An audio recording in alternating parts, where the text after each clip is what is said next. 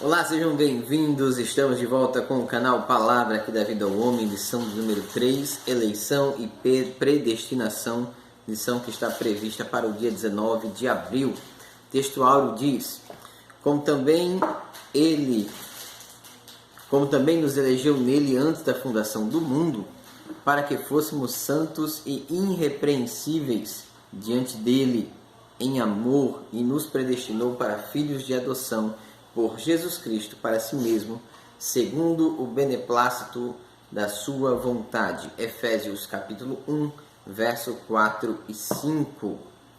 Verdade prática diz: segundo a sua presciência, Deus elegeu e predestinou para a salvação os que creriam e perseverariam em Cristo Jesus.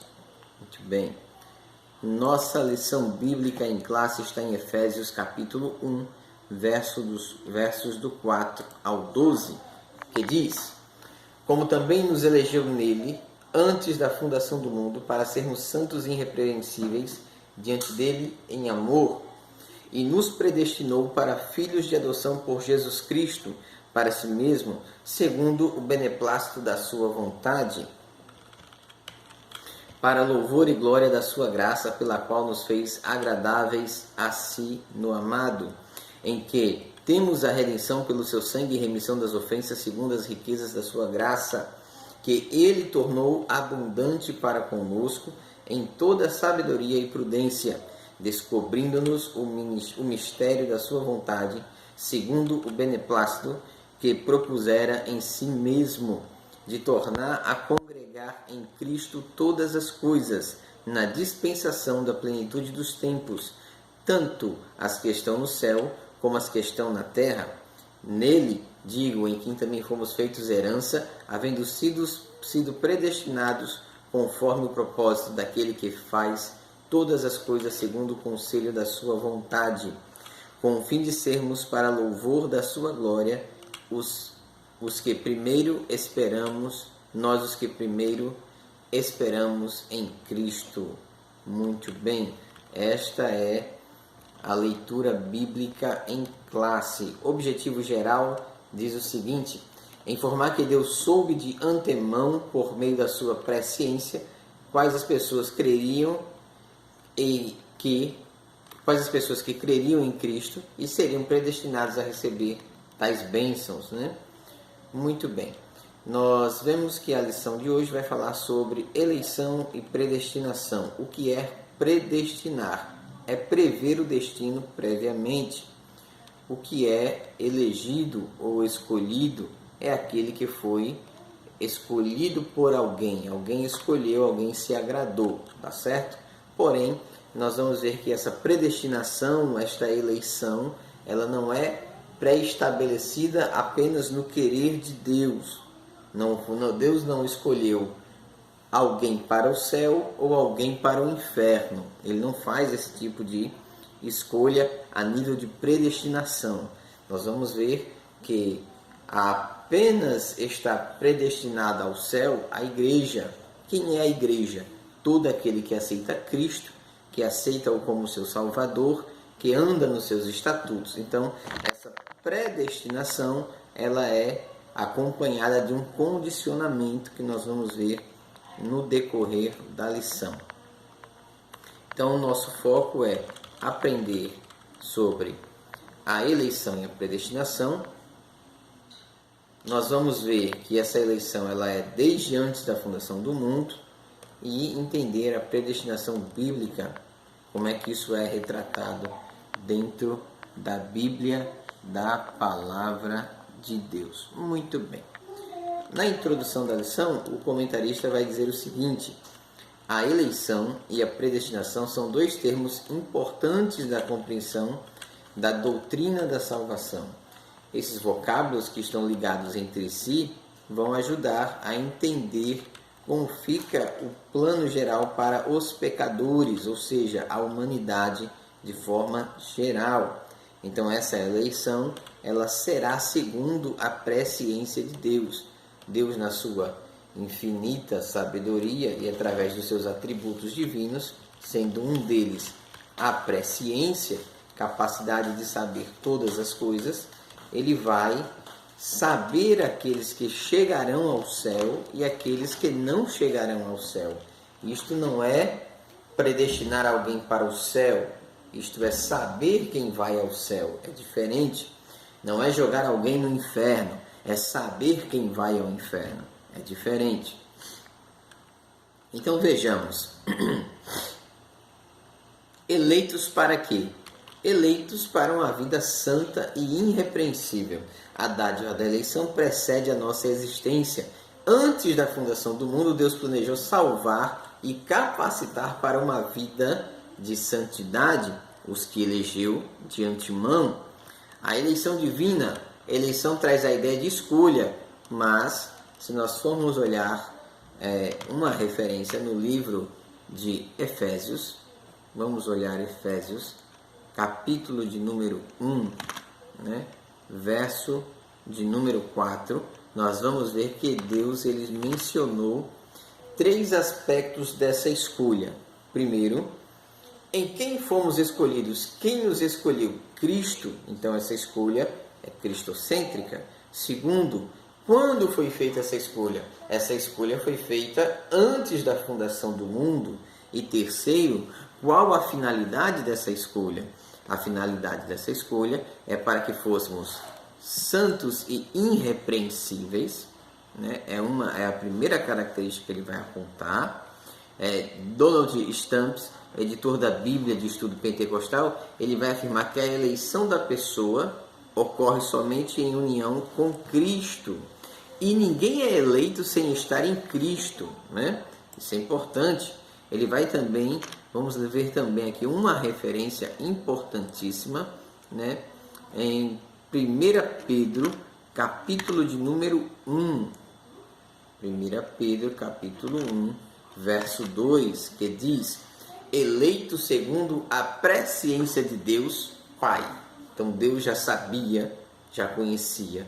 Em santificação do Espírito para a obediência, a aspersão do sangue de Jesus Cristo, graça e paz vos sejam multiplicados. Então, essa escolha, ela é baseada na capacidade divina e ela tem 3 propósitos, tá certo? Como a gente bem acabou de ver. Muito bem. E quais são as condições para essa eleição? A Bíblia, ela vai nos dar alguns textos. Primeiro vamos ver livro de João, capítulo 3, verso 16, que diz: porque Deus amou o mundo de uma tal maneira que deu seu Filho unigênito, único Filho, para que todo aquele que nele crê, creia em quem? No Filho, não pereça, mas tenha vida eterna. E por quem foi que Cristo deu esse Filho? Porque Deus amou o mundo, foi pelo mundo, não o mundo físico, mundo habitante, pessoas, de tal maneira, Então, Deus deu Cristo para salvar o mundo, as pessoas que estavam mortas em seus pecados. Se nós formos para 1 Timóteo, capítulo de número 2, versos 4 a 6, diz que quer que todos os homens se salvem. Não foi para alguns homens, não foi para algumas pessoas, não foi para a elite, não foi para os ricos, não foi para os abastardos, não foi para aqueles que têm recursos, foi para todos os homens. Foi para o doente, para o cansado, para o enfermo, para o abatido, para o pobre, para aquele que não tem regalia, foi para todos os homens. Para quê? Para que eles se salvem e venham ao conhecimento da verdade. Porque há um só Deus e um só mediador entre Deus e o homem, Jesus Cristo, homem, o qual se deu a si mesmo em preço de redenção por todos, para servir de testemunho a seu tempo. Então veja que a vontade de Deus é que todo homem se salve, é que toda a humanidade seja liberta, mas esta é uma coisa que é condicionada. Deus deu o Filho, mas eu tenho que aceitar o Filho, eu tenho que conhecer o Filho, eu tenho que chegar a esta verdade. Então há uma condição, tá certo? e essa condição é que eu esteja em Cristo e Cristo esteja em mim. Se Cristo não está em mim e eu não estou em Cristo, eu não tenho como ser eleito, eu não tenho como preencher as características da eleição. Terceira característica, o terceiro ponto da lição, vida santa e irrepreensível.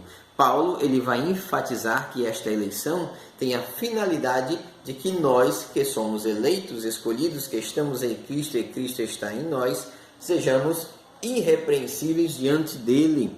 Nesse aspecto é bom lembrar que do grego ágios, santo significa separado do pecado, consagrado a, dedicado a, exclusivo a. Então aquele que aceita Cristo deverá ser santo, separado do mundo, separado do pecado, separado das concupiscências que o mundo oferta a todos.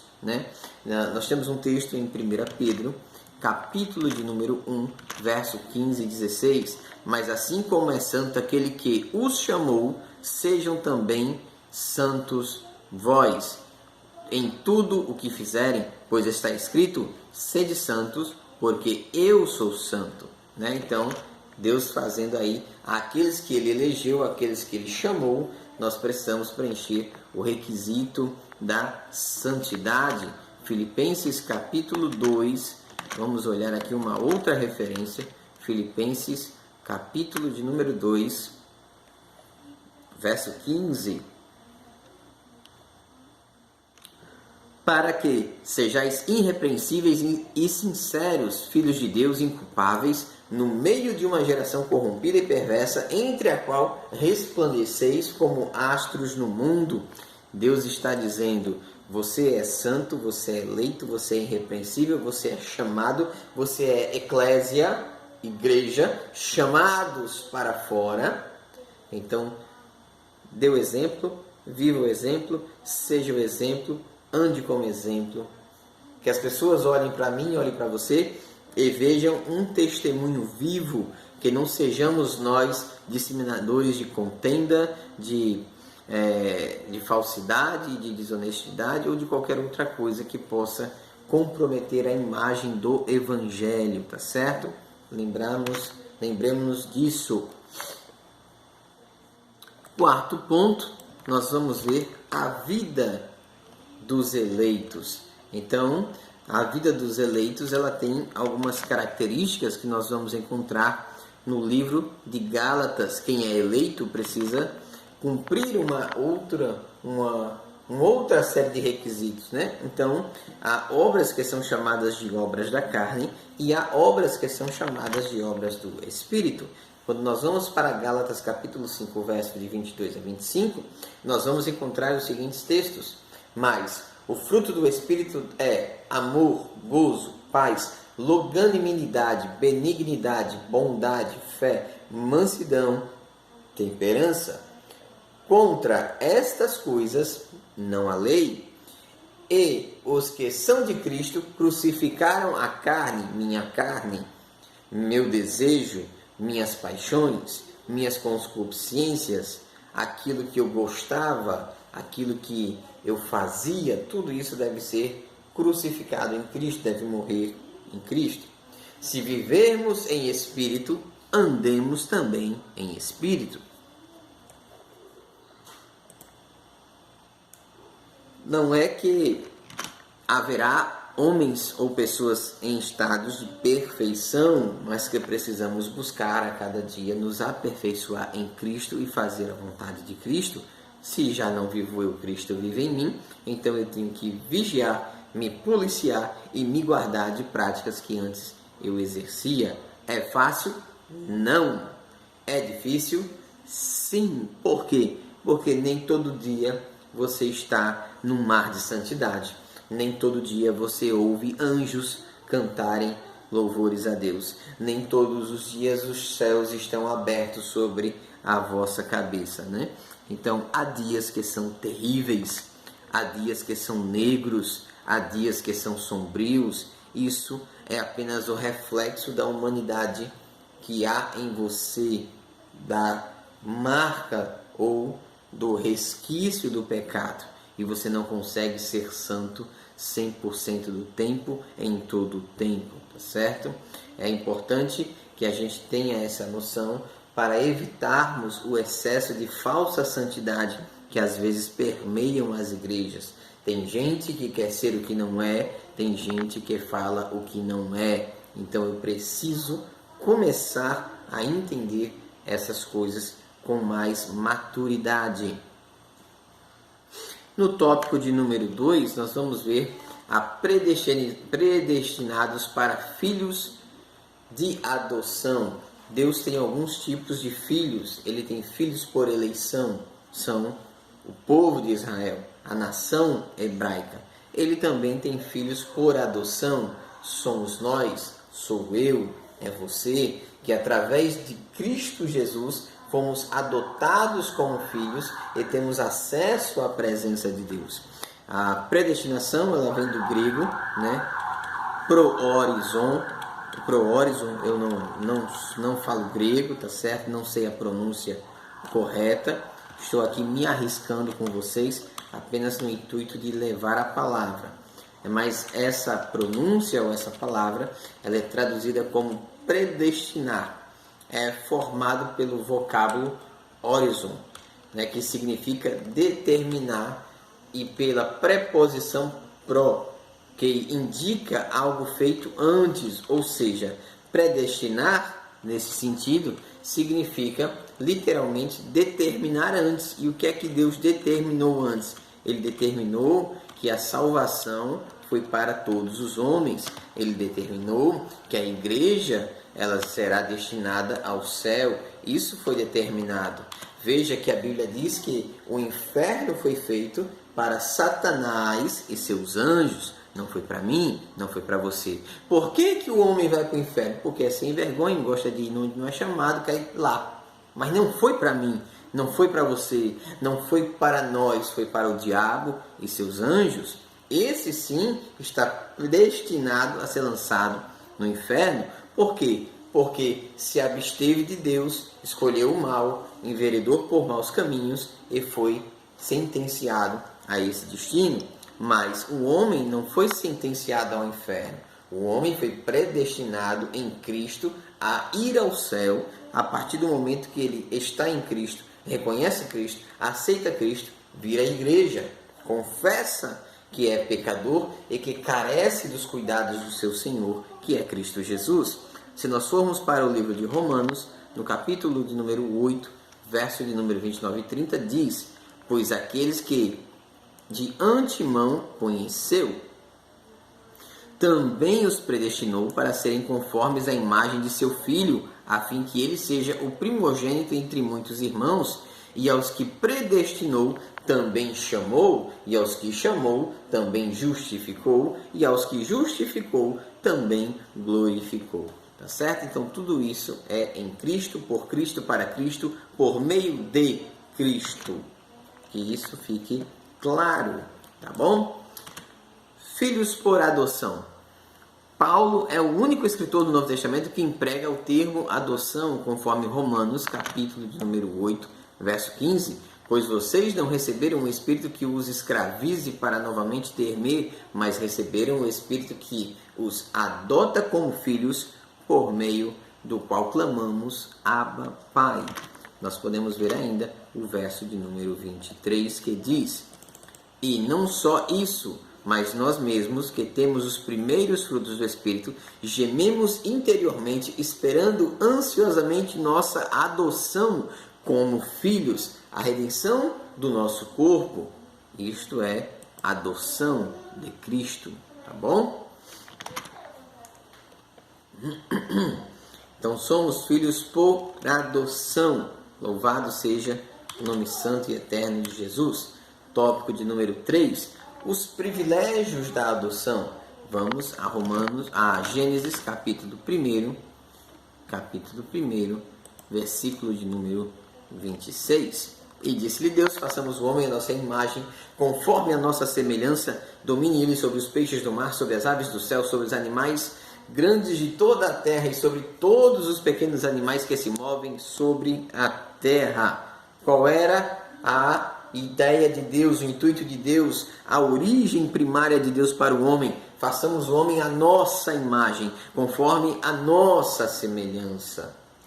Então, se eu me pareço com ele, se eu tenho a imagem dele, se eu fui criado para ser parecido com ele, eu também fui criado para estar com ele. Mas o pecado corrompeu Eva, corrompeu Adão, corrompeu a humanidade e cá estamos nós tendo esta aula hoje. Bem, então vamos ver outro texto em Gênesis capítulo 3, versículo 23 e 24. O Senhor Deus, pois, o lançou fora do jardim do Éden para lavrar a terra de que fora tomado. Adão pecou, perdeu o estado original, perdeu a graça, foi expulso do jardim. E havendo lançado fora o homem, pôs querubins ao oriente do Éden, e uma espada inflamada para que andava ao redor do jardim, para guardar o caminho da árvore da vida. Se o homem pecou, foi expulso do jardim como pecador, ele não podia ter acesso à árvore da vida. Por quê? Porque se ele comesse, viveria para sempre em pecado. Mas aprouve Deus para o homem uma porta de escape, que sendo ele pecador, comendo não da árvore da vida, mas do corpo e do sangue de Cristo, aceitando a Cristo como seu único e suficiente Salvador, restaurasse a sua comunhão com Deus e pudesse novamente herdar ou adentrar a futura cidade celestial, que é a Nova Jerusalém. Louvado seja o nome santo do Senhor por isso. Muito bem, vamos ver aqui o próximo tópico: a sublimidade do propósito divino da predestinação. Tá certo? Predestinação e salvação. Vamos ver aqui. O soberano Deus não predestinou incondicionalmente. Ou seja, o que é que isso significa? Uma vez salvo, sempre salvo. Ou uma vez condenado, sempre condenado. Não foi isso que Deus fez, né? Vamos ver aqui alguns textos. Vamos ver Atos 17:30. Mas Deus, não tendo em conta o tempo da nossa ignorância, do tempo que eu era pobre, miserável, pecador, não conhecia Deus, não conhecia Jesus, não conhecia o Espírito Santo, não sabia da salvação, não sabia dos projetos de Deus para a minha vida, fui criado, moldado, formado no pecado, era ignorante. Então Deus não leva em tempo esse tempo que eu vivi. Ele não leva em consideração esse tempo, né? Em todo lugar que se arrependam. Esta é a pregação de Deus para o homem. Em todo lugar, em todo canto, em todo momento, se arrependam. Tá certo? Então isso tem que ficar importante nas nossas mentes. Lembrando, irmãos, que o propósito aqui é mais fazer um resumo da lição. Então, eu não posso passar muito tempo, tá bom? Mas qualquer dúvida, qualquer comentário, você deixa aí na descrição e eu vou tentando responder na medida do possível. Predestinação e amor, número 2. Antes de Deus criar qualquer coisa, o seu plano de redimir a humanidade e de definir o destino dos crentes já estava. O pecado de Adão não foi uma surpresa. A falha de Adão não foi uma surpresa. A queda do homem não foi uma surpresa. Tudo já estava na presciência de Deus. Aí você podia perguntar assim: oxi, por que Deus deixou? Você tem um filho. Você manda o seu filho fazer uma coisa. E você sabe que o seu filho não vai fazer o que você mandou. Mas você deixa seguir. Para que você deixa seguir? Para que ele comece a entender as consequências das suas escolhas e os reflexos dos seus atos. Então, a criança tem que crescer, o homem tem que amadurecer. Adão precisava conhecer e entender que cada ação tem uma reação, que cada escolha tem uma consequência e que o único responsável por isso é ele e mais ninguém. Vamos ver um texto, segundo os Tessalonicenses, capítulo número 2, verso 13. Mas nós devemos sempre dar graças a Deus por vocês, irmãos amados pelo Senhor, porque desde o princípio Deus os escolheu para serem salvos mediante a obra santificadora do Espírito Santo e a fé na verdade. Quem é a verdade? Cristo é a verdade, Jesus é a verdade. Ele é a verdade absoluta. Então, é nele, por ele, para ele. Tá bom? Muito bem. O que a gente vai concluir, irmão? Nós vamos concluir o seguinte: Cristo morreu por cada um dos pecadores, sem exceção. Todos. Eu, você, nós, todos. Desde a eternidade, segundo a sua presciência em Cristo, Deus elegeu e predestinou os que creriam e perseverariam na fé. Né? Já pensou, irmãos? Aceito Jesus, estou salvo. Saio da igreja, vou fazer o que eu quero da vida, tocar fogo no mundo. Depois nada, estou salvo. Ah, estou condenado ao inferno. Vou ser a melhor pessoa do mundo, mas não vou escapar do inferno porque eu fui sentenciado ao inferno. Não é isso. Entenda que Deus, na sua presciência, Ele sabe quem vai ao céu e quem não vai. É como uma coisa errada que acontece nas igrejas quando alguém está afastado e volta para Cristo. Alguém ora e diz assim: Senhor, escreve novamente o nome dele no livro da vida. Não. Imagine Deus. Eu aceito Jesus, ele escreve. Eu saio da igreja, ele apaga. Eu volto para Jesus, ele escreve de novo. Significa que ele não é Deus, porque ele não sabe. Ele fica dependendo da minha ação. Se volto, se saio, se fico. E não é assim. Ele já sabe quem chegará lá. Quem não sabe sou eu. O céu para mim é surpresa. Tem gente que eu acho que não vai e vai. Tem gente que eu acho que vai e não vai. Para mim o céu é surpresa. O inferno também. Mas para Deus, característica de Deus: onipotência, onisciência, onipresença. Ele sabe tudo, ele vê tudo, ele conhece tudo. Então, ninguém pegará Deus de surpresa, tá certo? Então, espero, neste rápido resumo, ter conseguido esclarecer alguma coisa para os amados irmãos. Lembrando, regra de sempre: não é inscrito, se inscreve, compartilha, divulga, dá o joinha, ajude o canal a crescer. Vamos propagar a palavra de Deus. Vou deixar no link da descrição deste vídeo o link onde você poderá acessar a lição gratuitamente. Você que não pôde comprar a lição, que não pôde adquiri-la por motivos X, Y, Z, que eu não preciso saber, mas Deus sabe, você clica lá e tem acesso às lições gratuitamente. Quanto é? Nada. R$0. Apenas as suas orações em favor dos servos de Deus. Então que Deus te abençoe, Deus te guarde, fiquem todos com Deus e até a próxima, em nome de Jesus.